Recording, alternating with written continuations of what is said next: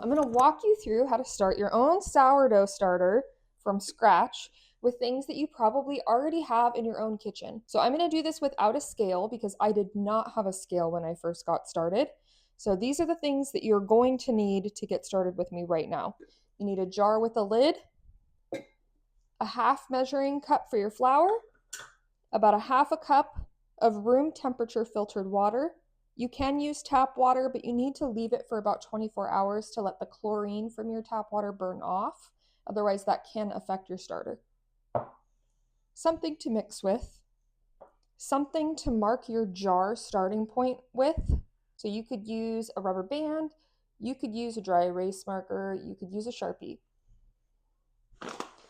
And then you need flour. I'm using all-purpose flour today. You can use bread flour, wheat flour, gluten-free flour, whatever you'd like. All right, so to get started, we're gonna add a half a cup of flour to our jar.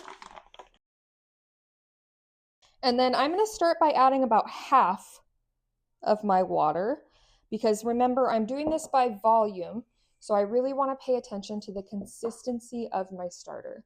I'm going for a thick pancake batter or muffin batter type consistency.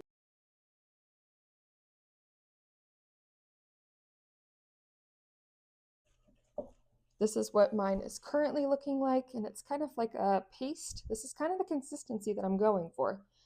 So I don't think I'm going to need to add any additional water. I'm just going to continue to give this a really good stir. And when you've finished mixing or getting to that consistency that you're looking for, you'll want to scrape down all the sides of your jar so that you can see where your starting point is very clearly. Now that we have this all mixed, this is the consistency that I am at. I could flip it over and it's not going to go anywhere. You want to loosely cover it because once you have an established starter and it starts to rise and fall each day, as it rises, it's building up and releasing CO2, so gases that will build up pressure within the jar. So you never want to seal your jar. I always just set my lid on. And you want to mark it with something to mark your starting point.